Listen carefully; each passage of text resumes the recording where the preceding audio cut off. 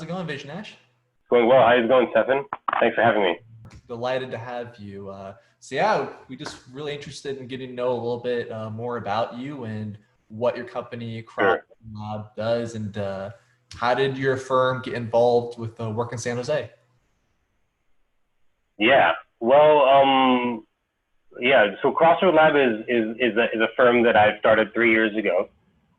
It started because I had been working for I worked for a few different types of projects that kind of led me to kind of start thinking about starting a firm.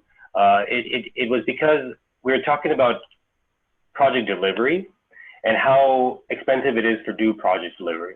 And I worked as a consultant for many years, designing freeways and highways, and then I led that into more complete streets work. We did a lot of crosswalks and corridors and school zone areas, and we did a lot of projects that involved accommodating for bicycles and pedestrians along arterials. And when I worked on those projects as a highway consultant, I saw quickly kind of a lot of the issues with project delivery from a highway perspective. A lot of things are done as a design, bid, build process, and even before design, there is planning and environmental, maybe even concept. There's a whole bunch of outreach that goes onto the whole process, and it's a long, grueling process.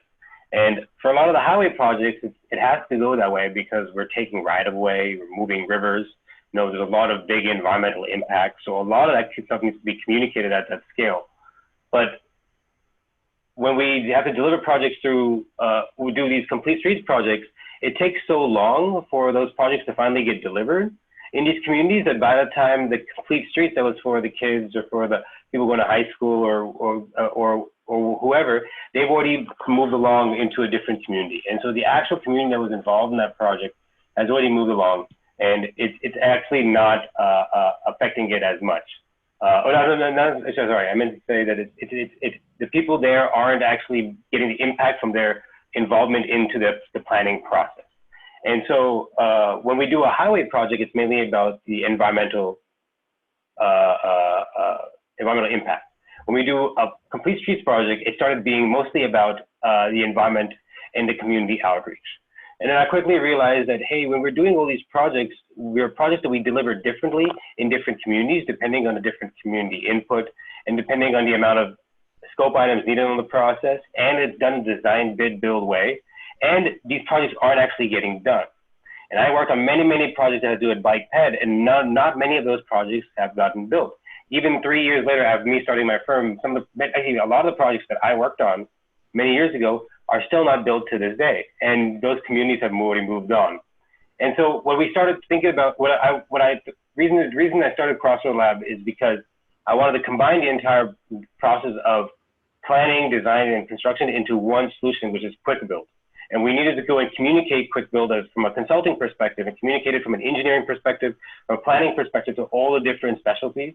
And so Crossroad Lab was the idea of if you want to cross the road and you want to do it quickly, we can do something with paint and plastic and get it done. And we can skip certain environmental impacts from ripping out the road or moving water, and we can get things done for you quickly.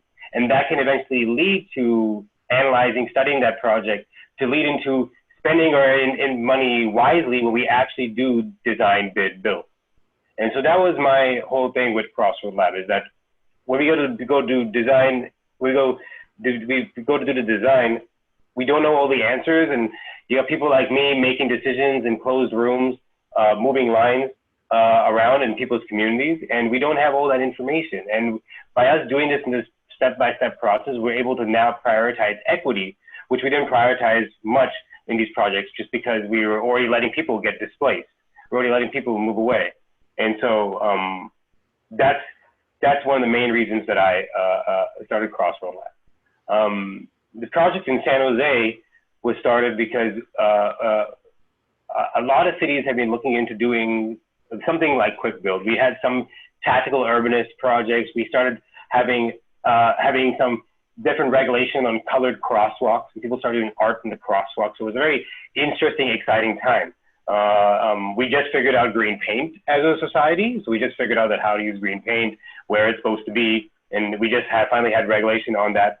And so a group called NACTO, National Association of City Transportation Officials, they, yes, NACTO, and NACTO.org, and they have a great website that has a lot of resources of information. And to kind of explain what NACTO is that we realize that this type of work is changing everywhere as cities become more urban. They're from New York City, and they've been dealing with the urbanization of New York City and more different modes in New York City. And they figured all the research and development that they've been dealing with, fighting the crashes, trying to figure out how to mitigate and manage the traffic. They wanted to consolidate all the information and present it in a way to help other cities as they eventually urbanize. And NACTO saw a lot of cities that were at the right cusp for this type of change, and San Jose was one of these cities. And San Jose did a big, through a contest through the Knight Foundation, San Jose won a grant through the Knight Foundation to do a large project in there, and a big project. And I didn't really know what it was supposed to be. And NACTO has been talking about protected bike lanes and their shapes and how they're supposed to work for a while, but they never really talked about protected intersections. They talked about, actually, I shouldn't say, they talked about protected intersections, but they never published guidelines on protected intersections. They only had what we had to do and skate through our American, through what Californians and Americans were comfortable with, which was right turns lanes, free rights, cars and bikes merging. And so they showed a lot of designs that had to do with bike lanes and a little bit about protected bike lanes, but not a lot, too much about what to do at the intersection. They did a little bit of design for that, but they did because they tried to consolidate information, they showed the best practices of many, many cities into one guidance. And in many, many cities, we started to work on these other projects that started doing more than those guidance, like because that picture that was in the NACTO book was maybe a picture of something in Chicago, and then a few years after Chicago has done more and more stuff. And so NACTO just tried to show the best practices of what was going on at the time to the rest of the country as smaller and smaller cities got to urban and went and joined the NACTO network. And so cities like Sacramento, Cupertino, San Jose eventually joined the NACTO network, and it wasn't just the big cities like San Francisco, New York, etc. So NACTO publishes, sorry, go ahead. It's really interesting because it seems like intersections, right, are the most dangerous spot for cars and pedestrians alike. And you would think that where you need protection the most, right, that's where it ends up disappearing. Yeah, well, I could talk a lot about that.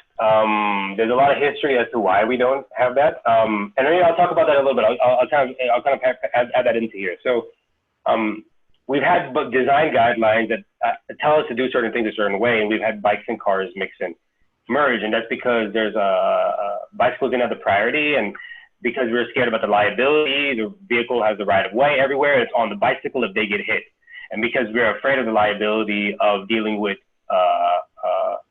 that engineers for decades would be much more comfortable letting the intersection go blank and being like, you're on your own over here, and I'm not in trouble because if I put a line or a stripe or a curb there, it'll be on my liability here. And so NACTO and other folks aren't the engineering standards, so they were scared of putting out different guidelines for that. And they needed an engineer to work on a project that could develop these intersections here and figure it out how to do it and conform to our standards. And Caltrans had actually put out a guidance around, I think it was around the same time, saying that, hey, we're also interested in doing these types of projects. We just don't know what they're supposed to look like. And they have an image in what's called Design Bulletin 89, DIB 89. It looks like the image is made out of in Microsoft Word, and it has a protected intersection there. And this is what we had as the engineering community about how to design protected intersections. I had also, before this, NACTO had found out about me because I had asked them for some help because I was working on a bunch of protected intersections as part of the planning document for the city of Mountain View. And we were designing a massive network for the city of Mountain View that never actually got built, but we planned out this huge network for the city of Mountain View. And that's a complicated job. That was a job there because it involved an interchange, and we needed to do that project because Google couldn't develop their property on one side of the interchange until the interchange was developed, but they couldn't do it for cars only because they had to do it for complete streets, but it was a highway project, and so it got delayed because it takes a long time to do a big highway project that way. And so I worked on this big project that I quickly saw that it was very hard to deliver from that perspective, But I designed, I think it was around like 12 or so protected intersections or more. Actually, we did a phase 2 that had more in it. And I wasn't the only one who worked on it. My whole team worked on that one. But the first phase I worked on myself, and that one had a bunch of protected intersections and a reversible bus lane. And it was a very innovative project. It's a reversible bus lane down the middle of the street and protected bike lanes. And NACTO was very impressed with that because not many folks had interpreted what is in their guidances and interpreted what is in the CRO manual and other guidances and put that into what can work with the California MBTCD. And that's what I had done in very clearly in a bunch of intersections. And I did that by reading to the MBTCD and checking that, oh, a channelizing line is for channelizing. So instead of channelizing people to the right with a pork chop, I'm going to channelize people to the right with an island, you know, and I defined the space a little differently. I defined the edge of travel way where the edge of travel way was supposed to be, where it defined the difference between a bike lane and a bike way. And by setting these different parameters of that, and bike lane is a stripe and a bike way is a protected bike way. People say protected bike lanes, but there's actually a bunch of legal terminology about a lane is where you're supposed to be, but a way is where you're encouraged to be. And so there's a bunch of legal terminology about a protected bike way is what we're supposed to call them.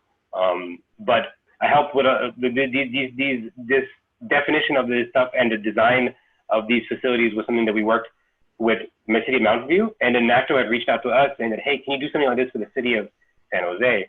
And so what I did with the city of San Jose is we went through and we planned and designed this huge network throughout the city that involved buses, bikes, schools, and everything. And I'll talk more about that in a bit with some of your other questions here. But that was a really, that we were involved because we needed somebody to do a network. I'd already worked on a network at a planning level. I worked on projects at a final design level. There's very few folks who had worked on protected intersections at the time. Now it's becoming more of a normal thing, and they needed to develop their new guidance.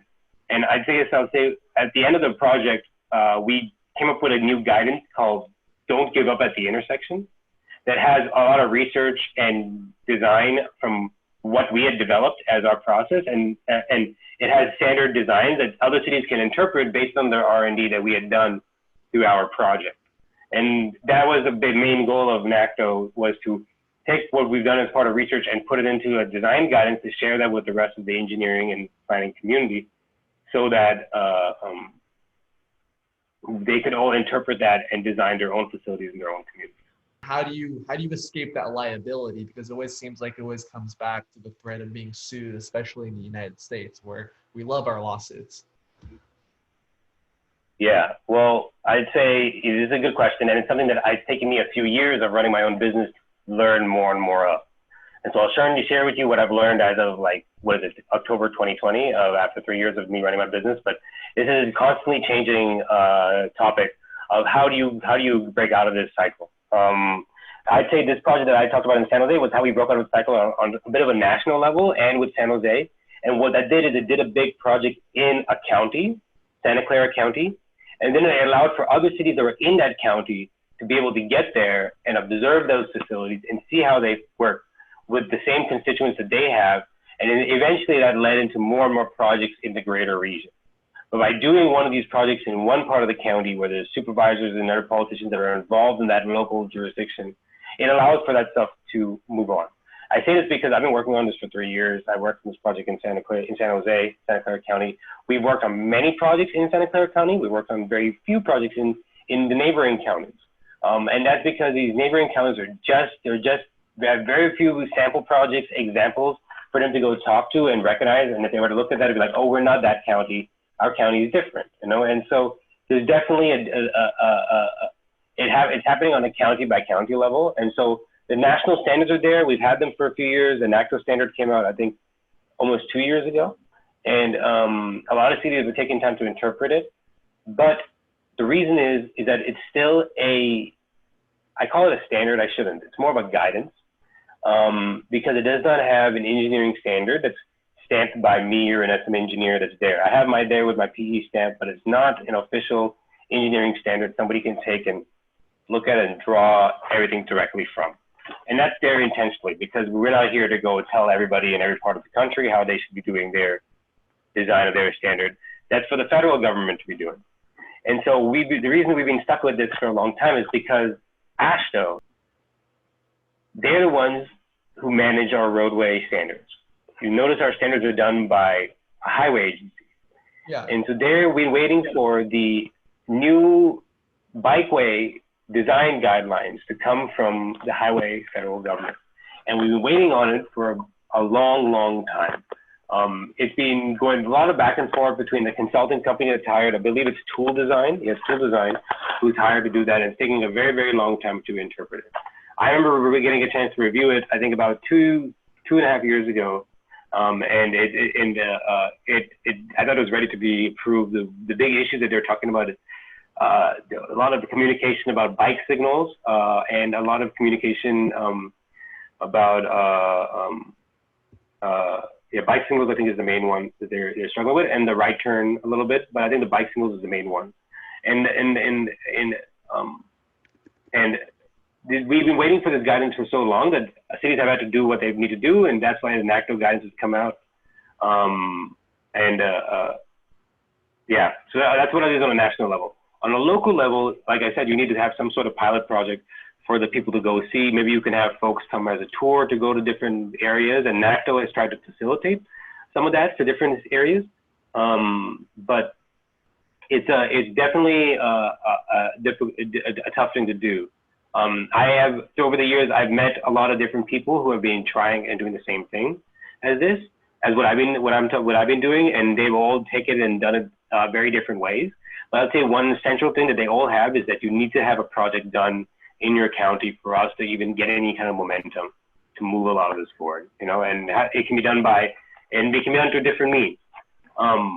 We've done this through a developer who wants to do a project in front of their building. We've done this through a foundation that wants to do a project. We've done this through a tech company that needs to do something in the area because of their VMT goals. We've done this with a nonprofit, a bicycle coalition that wanted to do an experimental project for the city and had some funding from a private tech company.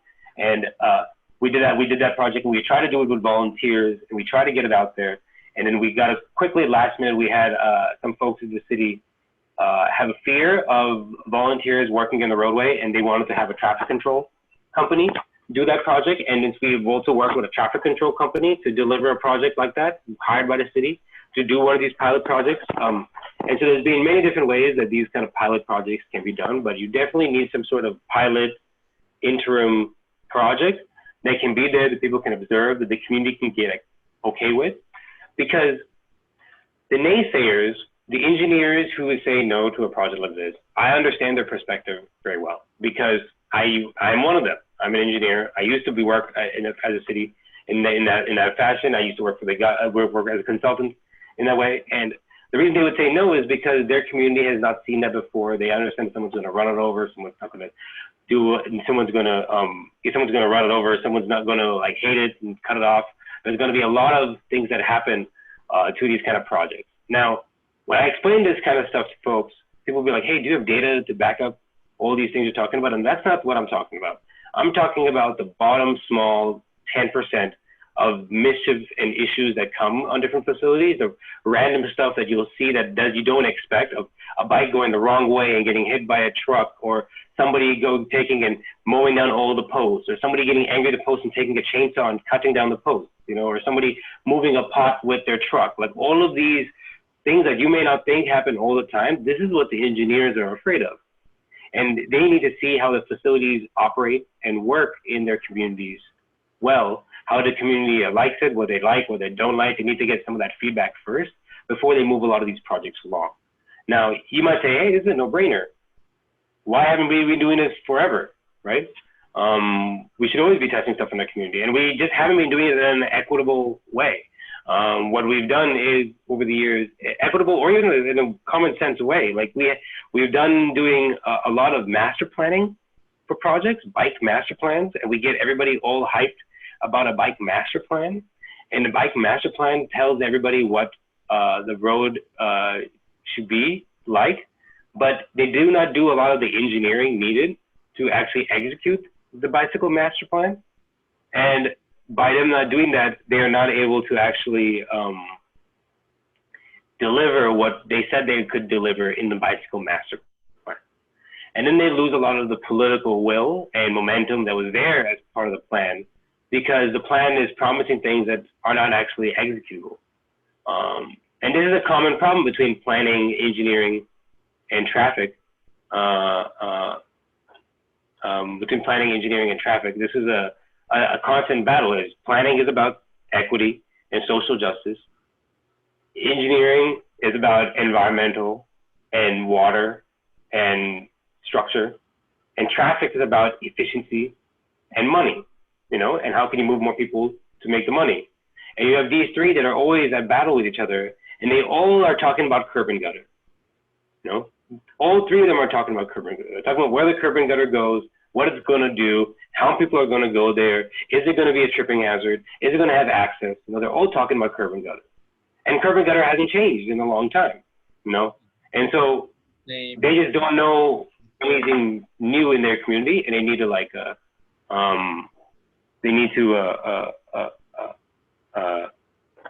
they need to have examples in their area. Because of that, the difficulty in that process you're describing, does it get easier then with quick? Is one reason you decided to do quick build is because you're not running the same amount of resistance, and you might not be held up to the same amount of scrutiny with all those standards. Like, as an engineer, a city engineer, more likely to look at a quick build and say, well, I don't like it, but because it's a quick build, I am more willing to risk it from a legal perspective.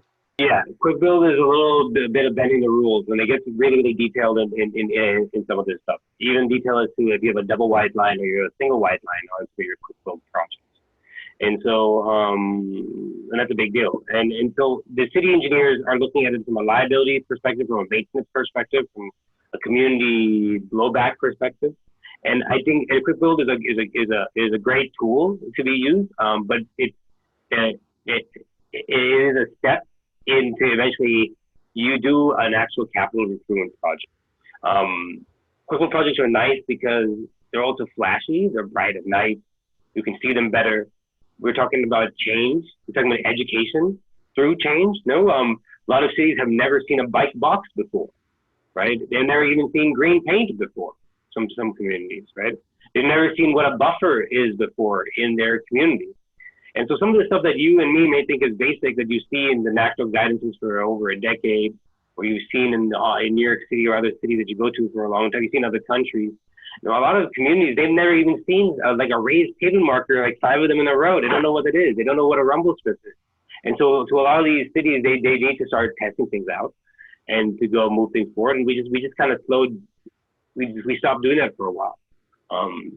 I would say there are a lot of very, very great engineers out there in a lot of cities that do a lot of testing things out. They take on their ownership. They do try something out in the community. They go back to the community. They go address the issues if there were issues. There's a lot of engineers that really own their work, but we lost that as a nation for the most part due to consulting. We lost that because the cities reached the capacity and they started to consult more work out because they needed to share the liability out with different folks. They couldn't handle all the liability of these projects themselves. And so they started to pass around the work through consultancy a bit more. And now they lost a little bit of the ownership over the project.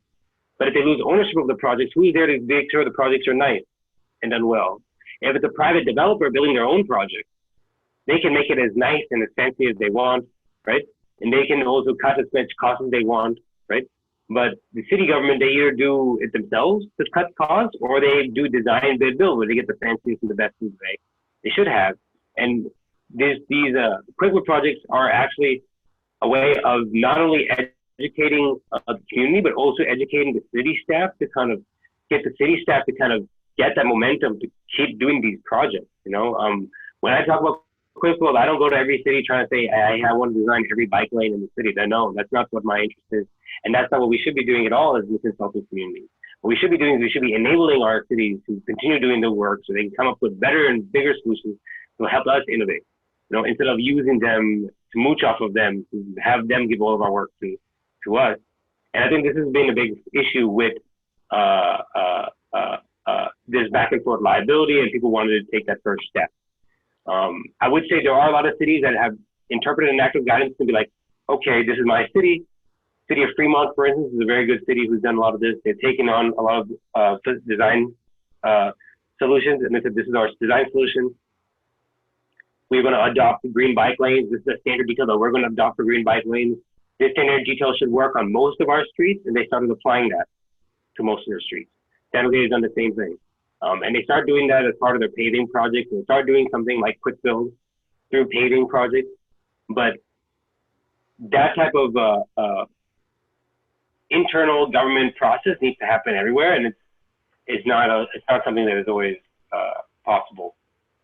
You can have the best design in the world for a bicycle network, kind of like what you were talking about with Mountain View, where you had this entire bicycle network planned out, but if the legal aspect of it isn't there, the economic part of it isn't there, the leadership aspect of it isn't there, it might be 30 years before anything ends up getting built. So it almost matters more like what happens almost outside of the engineering drafting room, where you can do all the line work, but we got to make sure, like you said, the policies have to be in the correct place. What I didn't explain something that was very important, is that curb and gutter is so critical for water, for environmental, for traffic boundaries. Yes. And curb and gutter is expensive to move. That's when you start moving curb and gutter, that's when your costs are blowing up compared to paint and post. What we did in Mountain View is we had a bicycle network from the master plan. And I went and I tried to fit what I could in the curb and gutter, and I did different alternatives. And we went with the alternative of just taking a massive road that was much wider than the street and blasting through everything. And I remember being an engineer there and being like, asking the planners, like, why are we doing this? This is so crazy. Like, we're going to go and tell everybody that we're going to take all this right away and go through all this project and be like, no, we need to start with this. This is what the planners told me. They said that we need to start with this because by the time this project gets delivered, we will end up with a solution that works. So you need to design the bikeway to make the bikeway 7 feet wide. You need to make the buffer 6 feet wide. You make every lane 11 feet wide. You need to make a gigantic median. And then I remember working on that job and drawing all these huge, beautiful protected intersections. They're just like amazing, but they were blocking all of the curb and gutter and all the sidewalks and reconstructing everything and estimating out these massive numbers. I remember doing all this stuff and being like, wow, like this is never going to get built. And then I was tasked to build it because nobody else said they could build it except for me, right? And so I was like, oh man, fine, we have to build this now, right? Yeah. And so we started building it, and then the politics got involved. The politics got involved because then, like, somebody was like, hey, I know Taco Bell that's on Shoreline and near Buena Road. And he's like, you cannot let the road go into the Taco Bell parking lot. You cannot. And then I remember being like, why is the politics getting involved in the road now? I thought we did the planning process to go through all this. Why didn't the Taco Bell owner come in and say that we should not, don't put the road, and they're doing that community outreach process or during the city process where we were doing all of these takes, but why is this coming up now? And then so we had to wiggle the entire, we had to fit it within the curb and gutter, and then we had to wiggle it around this property. And then I'm like, okay, cool, we're doing this big project. And then it became a huge thing with all the work for all the modifying all the drainage, all the swales, all the detail work. And I'm thinking in my head, like, nobody has ever even seen this stuff before. And we're going to build this all out of nowhere. Yeah. Nobody's ever seen any of this stuff before. They see pictures of it. I had a community meetings, I had a rendering, but like, we've never seen it before. And so that was what we did in Mountain View, and it never got built. What we did in San Jose is we were asked and tasked by the city, and we had a very limited scope. It was very, very critical. Our scope was, what can you do within the curb to curb and not move any drainage and not redo any signals? And so I couldn't do a lot of two-way bikeways. I couldn't do a lot of bikeways. I couldn't do any bike signals anywhere. And then I was like, they asked, how can you do stuff within the curb to curb? And then I was like, okay, then I can't fit my trucks because if I got to fit all this stuff in the corner, I can't fit my trucks. And so my solution is I took the opposing traffic and I set that stop bar back. And so I really, really prioritized pedestrians and bikes in the road and made all the trucks and vehicles slow down a lot. And so I sacrificed the traffic efficiency for the planning and for the engineering. I sacrificed that. The efficiency of free right turns. And that terrified everybody because traffic engineers love their free rights because it makes them get away with their numbers. If they have an intersection that has 2 through lanes, they ignore the free rights. Numbers work great, even though it's a high, it's a way to get away and make their numbers look nice and clean. in reality, there's a heavy right turn volume, and that's where all your fatalities and crashes happen, and we ignore that. But the traffic engineers love their free rights because it makes their numbers look clean. And this is a big issue that we have in the argument between the three different disciplines. And so quick build, what we did was we tightened the radius, we put a bump in that corner, we made it so the vehicles were forced to slow down and feel a bump before they crossed the bike. And that was our way to slow the vehicles down on the right turn while still maintaining the lanes and not moving the curbs. And then we redid all the ADA ramps in the city in the same project.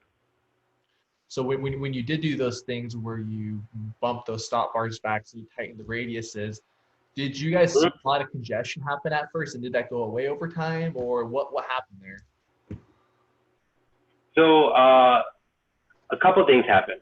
Okay, and I'd say it's a complicated job, and we had shared the work with the city, and there was and so what happened with these projects is there was a little bit more traffic. The traffic balanced out for the most part. We had a big thing happen in San Jose at the same time, where scooters came out in San Jose. And San Jose suddenly had scooters from January of 2017, January of 2018, all the way to, they had scooters out there, and our project only got built in October of 2018. Do you know what company this was? It was Lime, and then it was Bird, and then it was a bunch of them. But it started with Lime. Lime came to San Jose. And all the other cities in the nation, a lot of them banned the scooters, except San Jose. San Jose never banned the scooters. And that was key, because they kept the scooters out there and told everybody we were doing this project. And then by the time our project came around, everyone was like, oh, wow, they're doing something for the scooter problem. Thank God, right? And we already had a lot of people that were using the scooters. They were already going everywhere. And then the city, when they were doing the project, they wanted to not do the project as like a project. They wanted to do the project as part of their paving project. And when you do a paving project, if you notice, when you drive around and you see paving projects, it's left half paving for a while.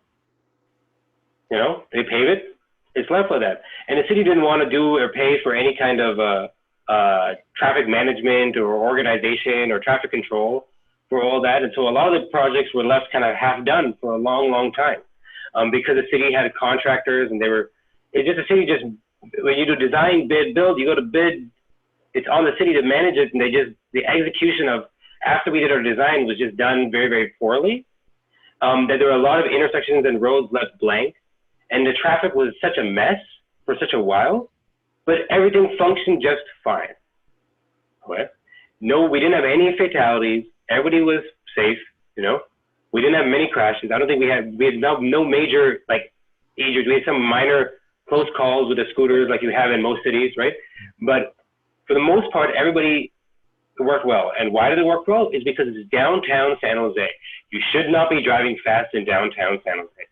You know, the more confusing things you see, the more crazy stuff you see, that you see the green post, you see traffic, you see cones, you see a construction site, you're slowing down, you're looking around, you're trying to figure out what's going on.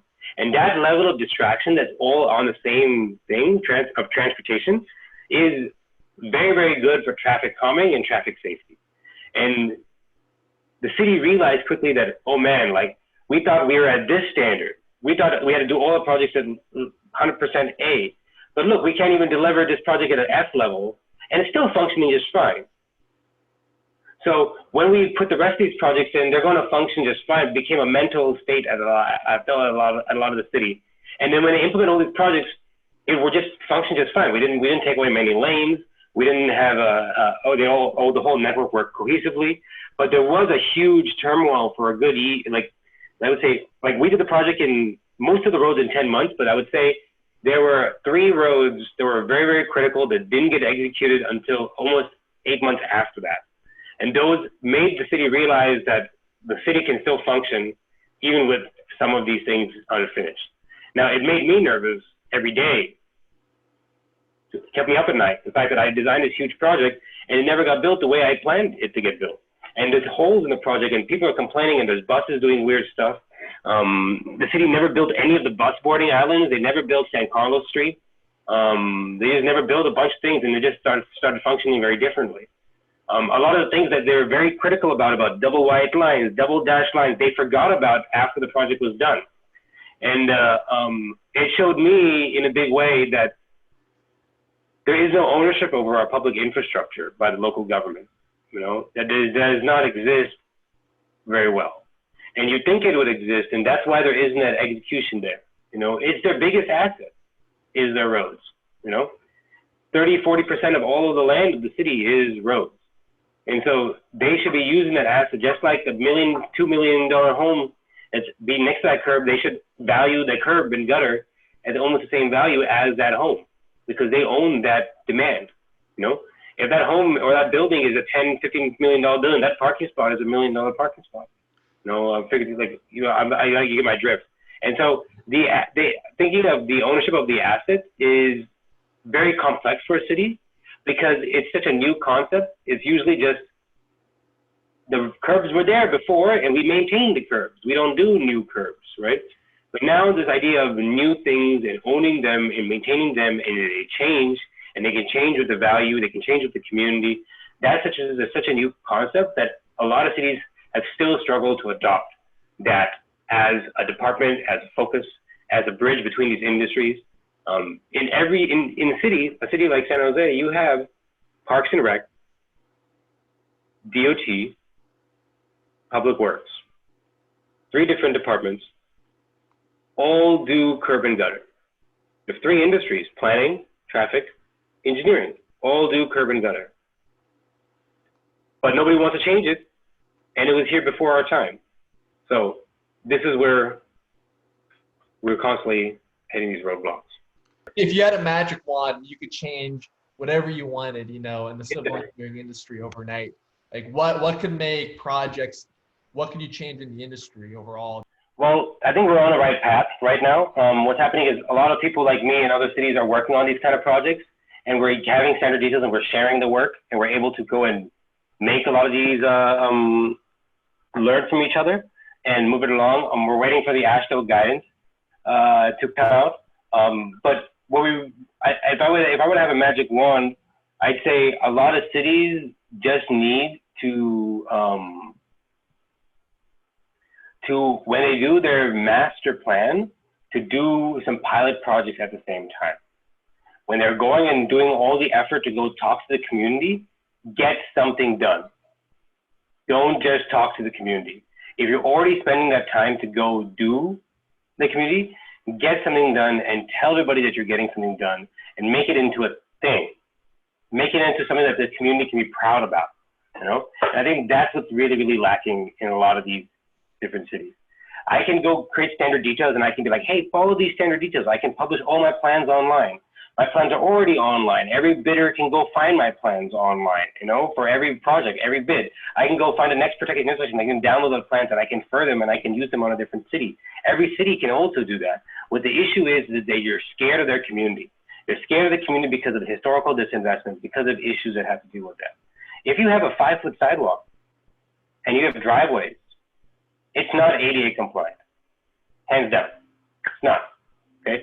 5-foot sidewalk and you have driveways with no planting strip is not ADA compliant. Yet, many, many communities were built this way. Many, many communities were built with no sidewalks, And so many communities are built with no drainage. And so when we talk about these kind of projects, the city needs to go and do some of these pilot projects to go move things along, and they just need to take that action. Now, the cities don't have money for this stuff. They don't. One secret solution is, instead of doing a tax, they add a fee to the property owners in the town. City of Cupertino, City of Palo Alto, City of San Mateo has done this where they add a stormwater fee onto the actual property owners, because a lot of the owners are very affluent and it's very high, the cost of living is very high in that city.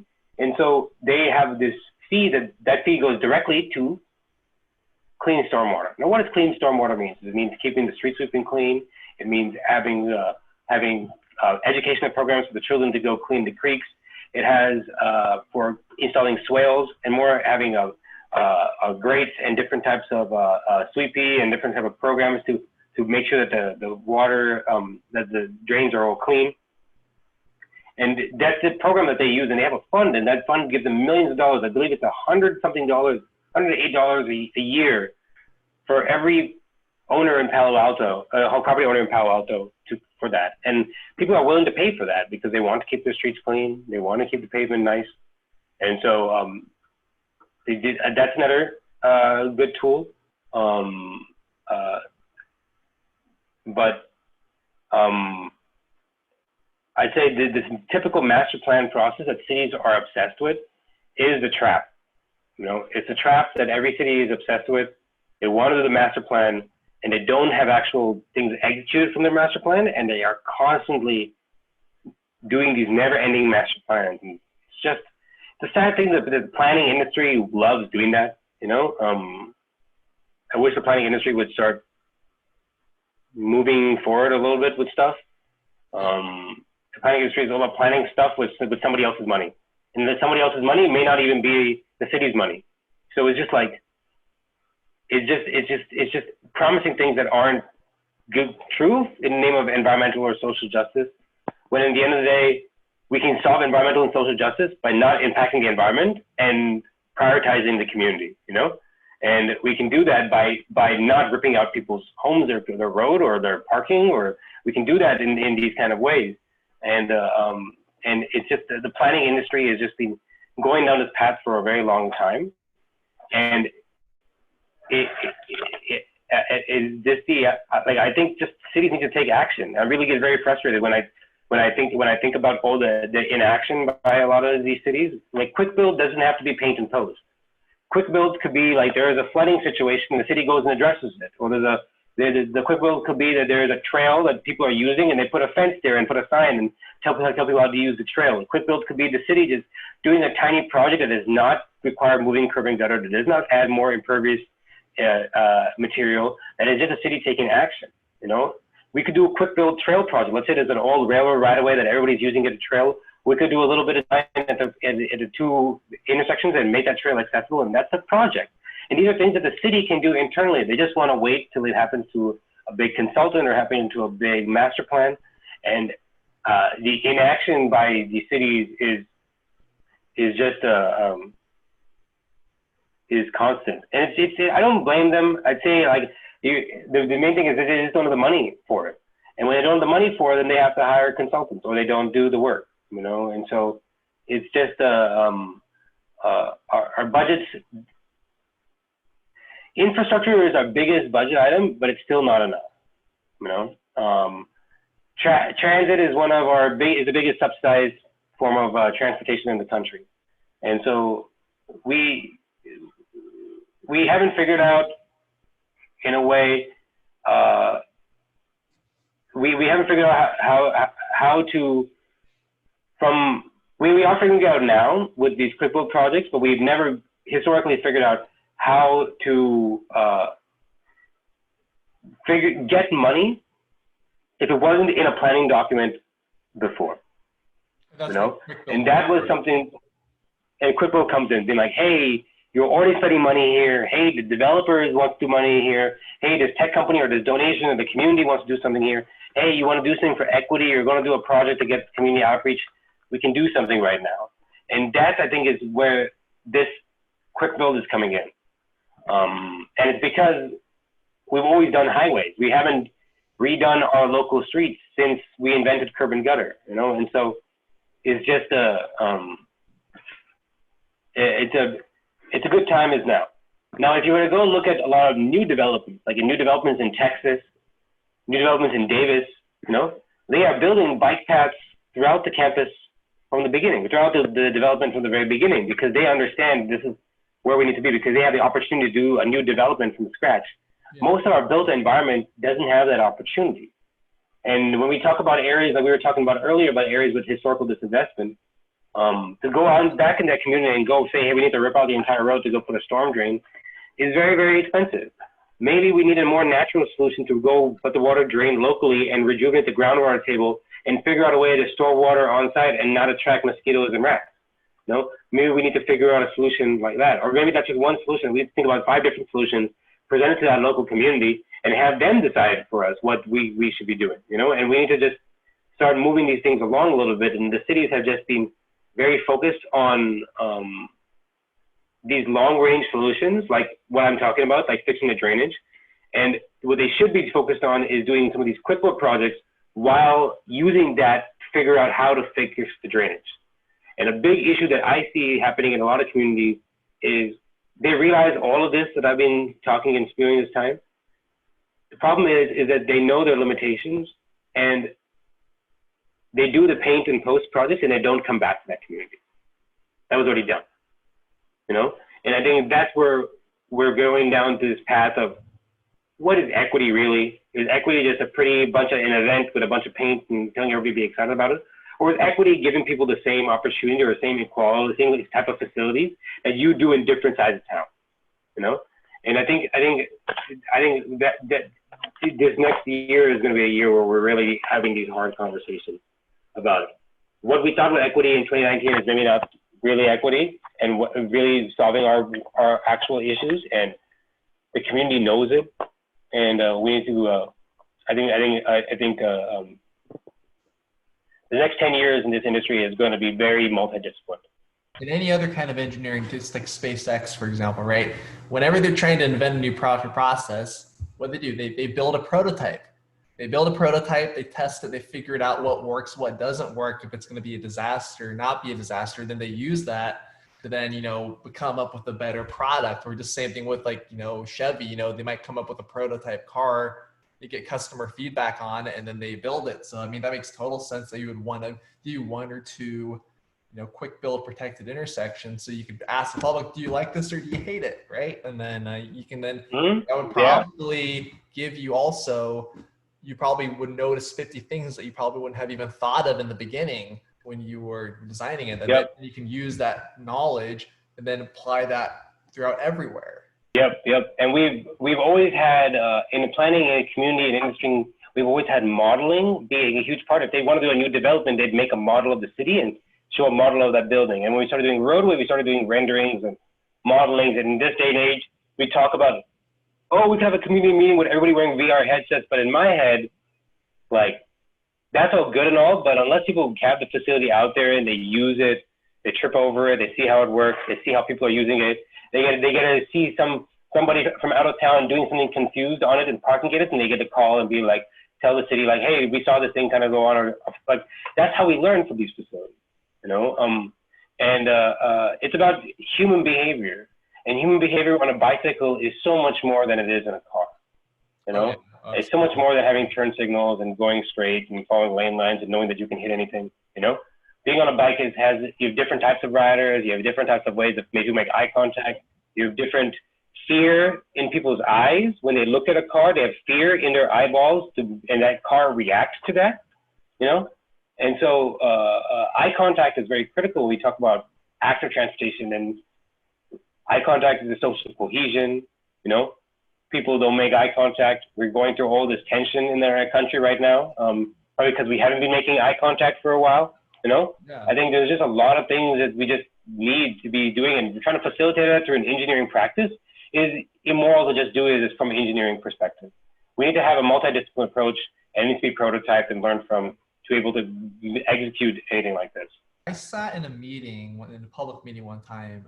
I won't say the name of the city, but they had this quick build 3/4 mile long street that they had done a quick build two-way bikeway on, and there was some planning folks there, and they provided an estimate for the project, and they said it was going to cost basically $2 million to install this thing on a road that's less than a mile long.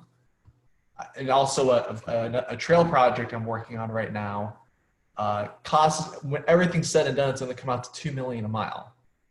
Like that to me, that's crazy. Like, that is so expensive. And I think when a lot of people in the community, especially in that meeting, hear numbers like that, they think it's just asphalt, it's just concrete. Why is it so expensive?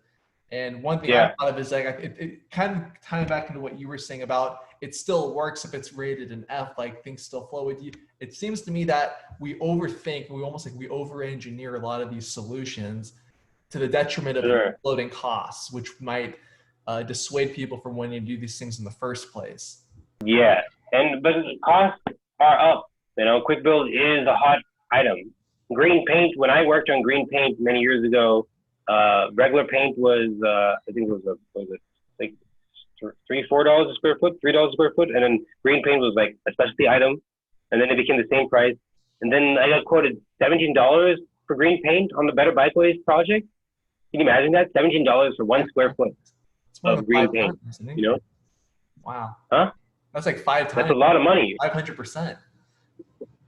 Yeah, I know, and that's in the last few years, and now it's even more. Now I have another project where we're talking about 18, 20, you know, after a few years, and it's just like, it's just going up. It's just going up. You are depending, and each post, each one of those green posts that we have, that is about $120 a post, you know, minimum, you know, and so they add up. If a city does frequent amount of posts, if they put posts every 5 feet compared to every post every 20 feet, it's a big difference. You know, these costs add up, you know. If you put a buffer and you put 2 lines and you don't put the cross lines, it makes a big difference. Now, the big cost item for a lot of this stuff is actually just the asphalt. The reason is because the city is scared about a new quick build project. So it's saying, hey, we're going to do a new quick build project. We're going to repave the road. So when they talk about their quick build project, you should ask them, how much is the actual cost of all the stuff except outside of the paving? Yeah. Because the city was going to pave and do paint anyway. They were going to do that anyway. All this extra stuff that you're talking about is actually the difference. It's a little bit of, maybe a little bit of curb work, a little bit of paint, a little bit of posts, some different signs, you know? That's what's addition, but they were going to pave the road anyway. To give you some numbers, San Jose, we built this big project. It costed $32 million to do the whole project for 60 miles, okay? Around $2 million a mile, okay? And only the amount of stuff for just the paint and post and 9 bus boarding islands made out of recycled plastic from Spain, you know, all of that came out to only about $1.8 million out of that 32 for the whole project. Okay, that's the additional cost the city spent outside of what they were already planning on spending. Okay, and so the big cost is not the quick build. The big cost is the road. You know, road, curb, gutter is very, very expensive. If I were to talk to you about, if we were to look at a master plan for a city that was done by some of these other consultants, Alta and Tool do a lot of the master plans for bike ped. If you go look at one of those master plans, they have very pretty pictures with wider, and the roads aren't straight. Roads, they get skinny, they get wide, they have lanes, they don't have lanes, they turn, they have weaves, you know? Putting a cross section and telling the community about something with a big, thick line, and that big item, if you were to go rip out the road and do that cross section to that standard, you're not talking $2 million a mile. You're talking $10 million a mile, you know? If you were to follow the standard and rip through all that stuff. You have to wiggle things around, do the paint, figure out how much you can fit, make your lane down from 11 feet to 10 feet at certain points just to fit that in, to be able to actually do your engineering to find that solution.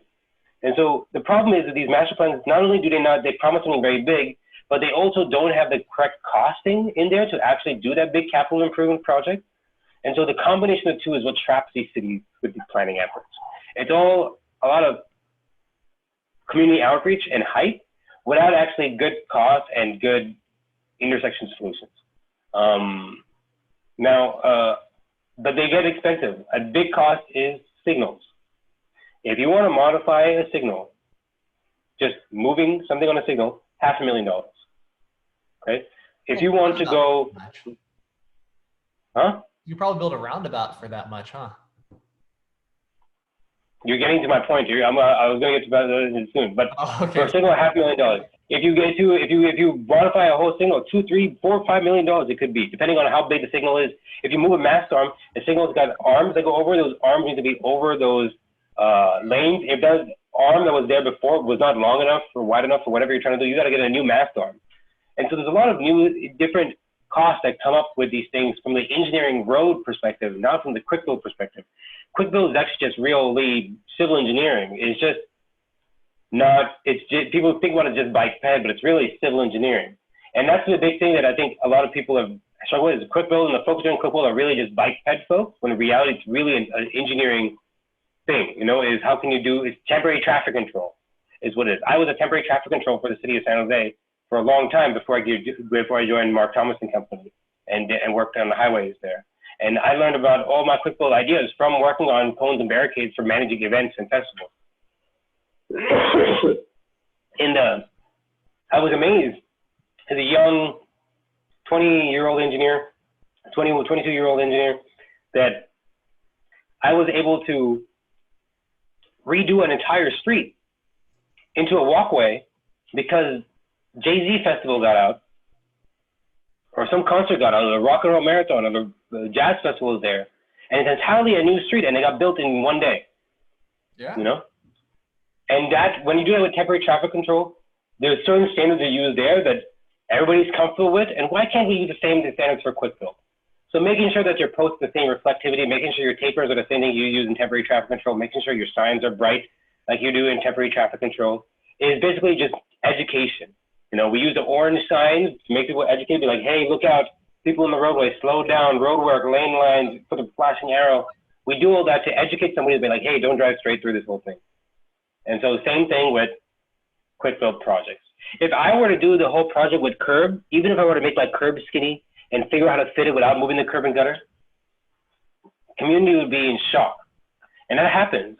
And I'm working on a few of those right now. So we have a few different projects that involve more civil work.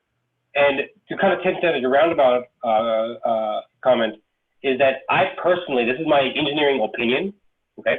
Here's where I have my engineering opinion, but I still have my professional cap on, is that I personally am a big fan of slowing vehicles down through right turns, through a truck apron, to some sort of vertical element, instead of putting a full flashing bright light of warning somebody when there's a bike there. There's different solutions of having a sensor and telling when a sensor bike comes, warning the cars, hey, there's a bike here.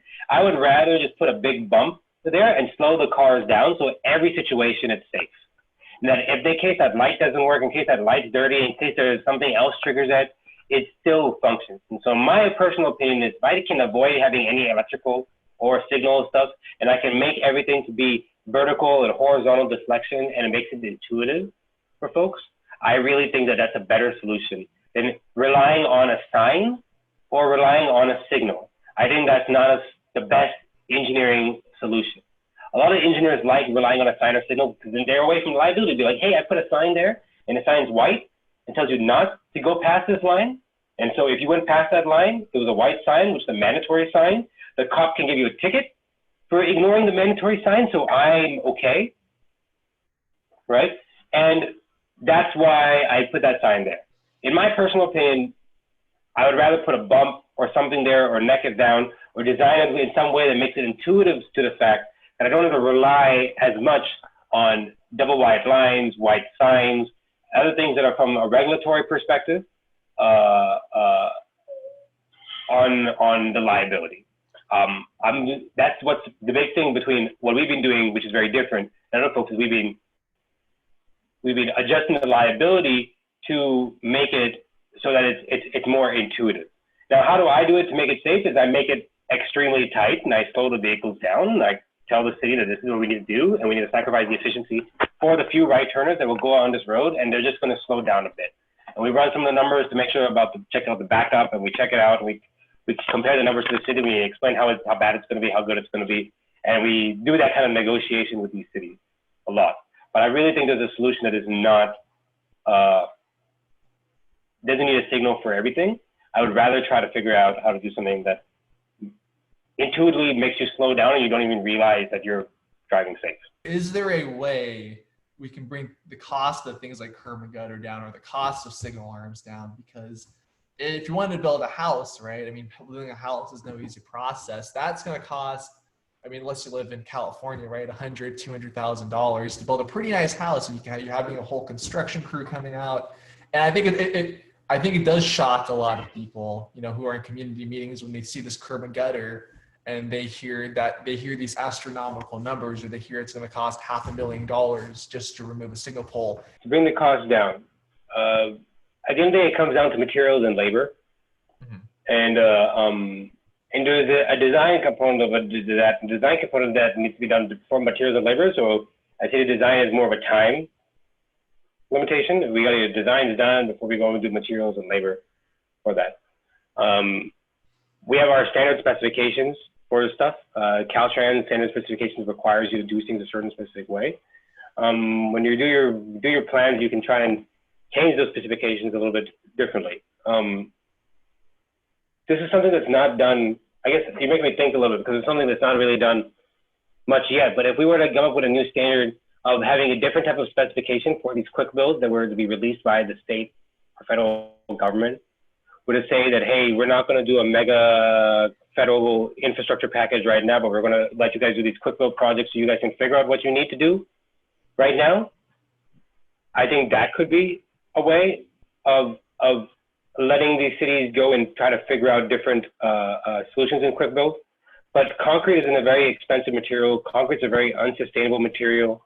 Concrete is the most unsustainable material in our entire world, you know, because the amount of fumes it puts out, of just ripping out the mountain for all the aggregates to go transport concrete to go onto site, everything is very unsustainable. When in contrast, asphalt is actually the most sustainable material and recycled material in the world, you know? Asphalt. Okay, asphalt, because asphalt is just aggregate soaked in bituminous material, right? And so asphalt, it can be pummeled concrete, can be asphalt. If you want to look at the stat, asphalt is the most recycled material in the world, is asphalt.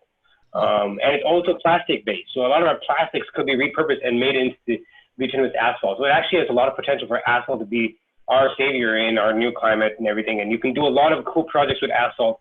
A lot of countries like the Netherlands, they actually mix pigment into the asphalt. So their asphalt is actually red, and asphalt is a smooth surface.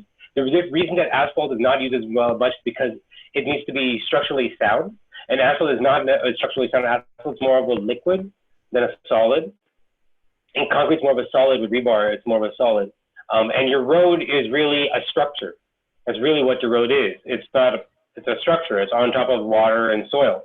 And so you need to asphalt. It has a base underneath it to keep this asphalt up. Otherwise, it fails. And I'd say concrete is probably not the best material to move forward with. I've heard of different types of concrete that possibly could be more sustainable, but it's still like it's always going to be expensive because of the transport of it. Asphalt, on the other hand, you could rip apart your old road and your old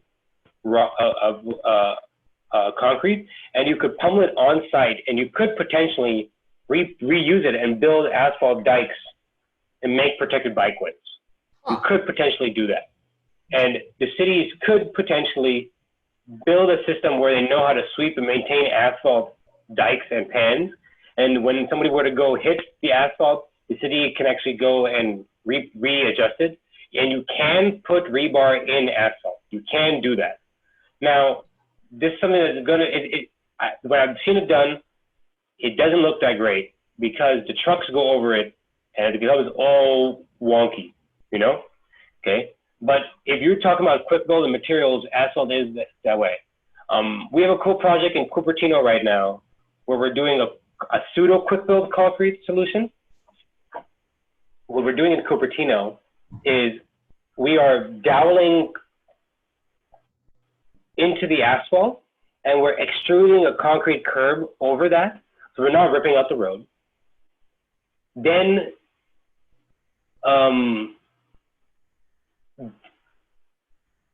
yeah, so that's what we're doing for the majority of the project is we're doing that. There are a few locations such as we're doing that. I'll say we're extruding the curb here. And what we're also doing, after we have the curb on one side, is on the other side of the curb and gutter. You can imagine this is your curb, gutter, right? And here's my other little curb right here, okay? We're cutting the curb by 1 foot. So we're cutting the curb from 2 feet to a 1 foot curb, and we're putting this other curb on this side. So we're making the bikeway a little bit wider, and we're putting a curb on one side. And we're doing that all by not ripping out the road in this interim quick build solution. So you're still using concrete, but we're not ripping it out and putting in new asphalt. We're extruding it there. And the idea is that when somebody hits it and it breaks, the city will go out there and fix it, is the plan. Now, I hope them the best to that, you know? What we did plan for is at every driveway, we are actually putting in a more robust curb that we actually are saw cutting down and making it be stronger with different material. And that's the driveway. It's going to be constantly hit by every person. And on either side of that, we have a little concrete unit that when somebody were to go over that, that would be maintained. But the mid-block portions, you would have to mess up, or you'd have to try to do less than a 3-point turn, you know, in the middle of the road to break those corners, you know, or go over that. And that's only if you were to be in a big HC's ability to break that. And so this is the kind of quick build that's kind of in between the city going and fixing a post, it's fixing a curb. And who's going to fix that? The same maintenance crew. And who learns from that? Maintenance crew. And who benefits that? The city, because they learned how to do more than what they knew. And it took, you know, and so they took more ownership of it. Exactly. City hates to take ownership, and they really, really should love to take ownership, because that's what keeps jobs as a city. When a city starts to lose ownership, it's just like you're losing what is your main like medium. You know, it's just a big deal. But they love to let go of it because they want a developer or someone else to maintain it. But they'll lose their employees and jobs if they constantly are hiring consultants and constantly relying on developers to do their work. I'll close out a little bit about what we have coming next for us in Crossroad Lab. Absolutely. And the kind of stuff that we're working on now is with the project we did in San Jose, we've now working for a lot of tech campuses on doing quick builds in and around their tech campuses. We're working with a lot of communities on highlighting the historical disinvestment of these communities through community outreach and projects there. And we're working on these, a bunch of small signal tweaks and these kind of interim civil quick build projects in the area. And so that's how doing that Better Bikeways project and with NACTO and doing this big helped us be able to continue to push a lot of cities. And I see the long story of us, this thing changing, not only being us, but a lot of other folks like us doing this all over the country to move this forward, because I don't see the federal government making the decisions about this kind of stuff anytime soon. Which tech companies, if you're able to say? We are working with Google and Facebook right now. Wow. Facebook is a really great city client. They're doing a lot of good work in the community. More than just their campus, they're actually building roads and rail and other things in the general community, which is really, really exceptional. And I applaud them for understanding that they need to, by transporting everybody, they're actually providing the success for that community and themselves. And so we're working with them quite a bit on a lot of quick build projects, bikeway projects, design on and off the campus. And this way we're able to by being multidisciplined, we're able to come up with solutions quickly, you know, if you will. That's awesome. Well, thank you again, Vignesh, for taking time to talk to us today. And I'm looking forward to the tour in the future. Thank you again. Yes.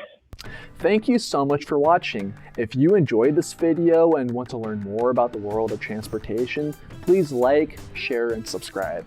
And if you want to support us in our mission of educating the public, please check out our Patreon page in the link below.